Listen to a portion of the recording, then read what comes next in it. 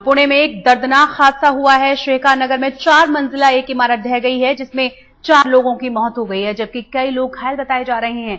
मलबे से करीब आधा दर्जन लोगों को सुरक्षित बाहर निकाल लिया गया है। मलबे में दबे एक बच्चे को भी सुरक्षित बाहर निकाला गया है। मलबा हटाने के लिए जेसीबी मशीनों का इस्तेमाल किया जा रहा है। इमारत अभी पूरी तरह से बनी भी नहीं थी, निर्माण का काम ही चल रहा था। हादसे की वजह अभी हालांकि साफ नहीं है, लेकिन फिलहाल कमजोर कंस्ट्रक्शन को इस हादसे की वजह माना जा रहा है।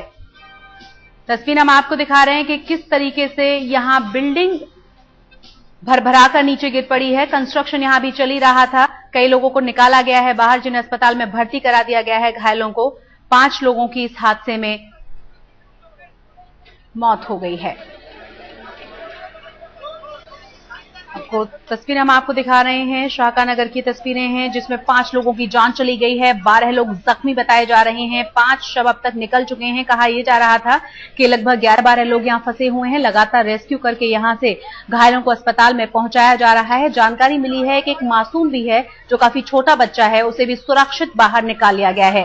हादसे की वजह क्या रही, ये अभी साफ नहीं हो पाया है। इस इमारत में भी कंस्ट्रक्शन चल ही रहा था, पूरी तरह से इमारत बनी नहीं थी और इसी दौरान ये इमारत भरभरा कर नीचे गिरी है।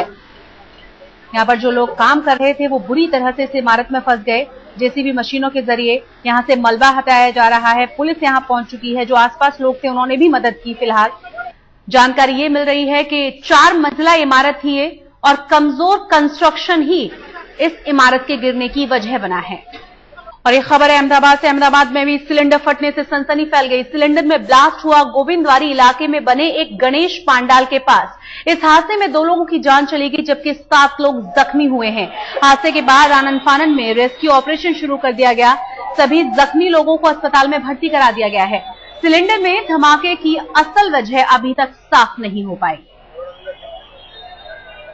धमाका किस वजह से हुआ ये साफ नहीं हुआ है। जो सामान चारों तरफ बिखरा पड़ा है, इससे आप अंदाजा लगा सकते हैं कि कितना बड़ा ये ब्लास्ट था, जिसने 2 लोगों की जान ले ली। गणेश पांडाल के अंदर ये ब्लास्ट हुआ है, जहां तमाम लोग गणपति की पूजा अर्चना के लिए जुटे हुए थे। जानकारी मिल रही है कि इस दौरान 7 लोग घायल हुए हैं, जिन्हें अस्पताल में भर्ती कराया गया है। 2 लोगों की इसमें जान चली गई है। सबसे बड़ी बात यह है कि इस ब्लास्ट में क्या वजह रही है सिलेंडर ब्लास्ट की, इसकी अभी तक जानकारी नहीं मिल पाई।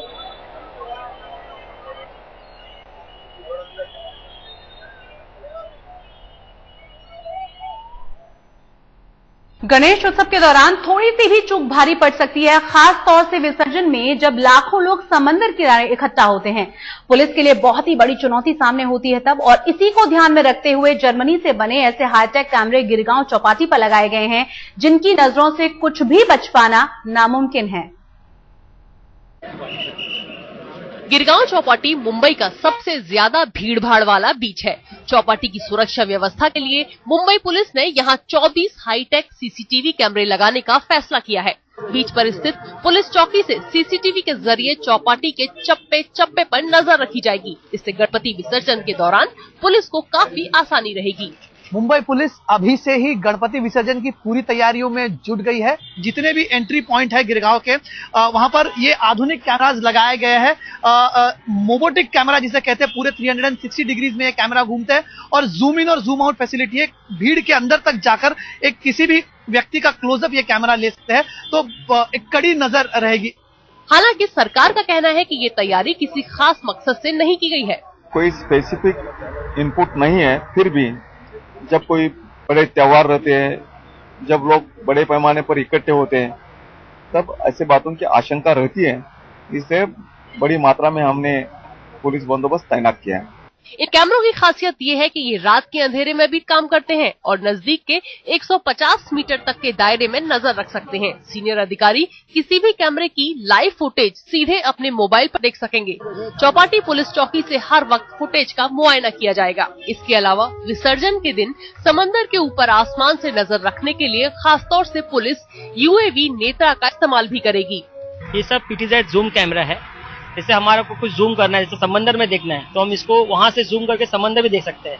समंदर में कोई आ रहा है तो भी दिखेगा। और जितने यहाँ पर घूमते हैं, जैसे ये रोड्स भी कवर है, रोड पे जो गाड़ी जा रही है अगर इनमें से हमको देखना है किसके अंदर कौन बैठा है वो भी हम देख सकते हैं। हर साल गणेशोत्सव के 10 दिन सुरक्षा एजेंसियों के लिए किसी भी चुनौती से कम नहीं होते और उनका सबसे बड़ा इम्तिहान होता है विसर्जन वाले दिन, जब लाखों लोग गणपति को विदाई देने के लिए पहुंचते हैं। गिरगांव चौपाटी पर नए लगे हाईटेक कैमरे से पुलिस को भरोसा है कि वो अपना काम और बेहतर तरीके से कर सकेगी। मुंबई से कमलेश सुतार के साथ आज तक ब्यूरो। आजकल दिन हो या रात, सभी गणेश पंडालों में भक्तों की जबरदस्त भीड़ लगी रहती है। दर्शन तो भीड़ और धक्का मुक्की में जैसे तैसे हो जाते हैं, लेकिन गणपति की मूर्ति के सामने खड़े होकर विधि विधान से पूजा पाठ करना संभव नहीं होता। इसीलिए कई मंडल भक्तों को करवाते हैं मूड पूजा। क्या होती है मूड पूजा, आइए जानते हैं। ओम श्रीं ह्रीं क्लीं ग्लौं गं गणपतये वरवरद सर्वजनं मे वशमानये। जैसे जैसे विसर्जन का दिन नजदीक आ रहा है, गणपति पंडालों में बप्पा की एक झलक पाने के लिए भक्तों की संख्या बढ़ती जा रही है, लेकिन लाखों भक्तों के बीच बप्पा की परंपरागत तरीके से पूजा करना संभव नहीं हो पाता। इसलिए गणपति मंडल ऐसे भक्तों के लिए अलग से मूड पूजा की व्यवस्था करते हैं। एकदन्ताय विद्महे वक्रतुण्डाय धीमहि। एकदंता विघ्नहर्ता ओम गणेशाय नमः। गणेशोत्सव में लाखों भक्त बप्पा का आशीर्वाद पाने, उनकी एक झलक देखने मुंबई के अलग अलग सार्वजनिक पंडाल पहुंच रहे हैं, लेकिन ये भी संभव नहीं है कि हर कोई बप्पा के चरणों में आरती कर सके। इसलिए हम बात कर रहे हैं अहम आरती की। ये है मूड गणपति आरती। इस वक्त जो आप देख रहे हैं, ये मूड गणपति आरती की इस वक्त तैयारियां चल रही हैं। इस आरती की अगर विशेषता की बात करें तो इसमें 108 नारियल के से मूर्ति का, बप्पा की मूर्ति का रूप दिया जाता है और बप्पा को जो सबसे प्रिय है, केला, पान का पत्ता, सुपारी, इसकी मदद से एक भोग तैयार किया जाता है और फिर पीतांबर को उड़ाकर यहाँ पर बप्पा की आरती के लिए एक मूर्त तैयार की जाती है, मूड गणपति आरती। यहाँ पर कामना करने से या मन्नत मांगने से उसका एक अलग महत्व रहता है। बहुत है, जो मन का इच्छा तो पूर्ण होना का है, तो ये सब पूजा करने का है, गणपति का प्रिय जो है वो करने का है। और इधर बैठ के वो लोग गणपति का अष्टोत्तर करते हैं, ध्रुव से, वो ध्रुव से अष्टोत्तर करने का जो मन में शांति मिलता है वो सब इधर मिलता है। ओम गणानान्त्वा गणपतिगुं हवामहे। मान्यता है कि मूड गणपति पूजा के दौरान भक्त सच्चे मन और श्रद्धा से जो भी मनोकामना मांगते हैं वो जरूर पूरी होती है। इसलिए भक्तों में हमेशा होड़ मची रहती है।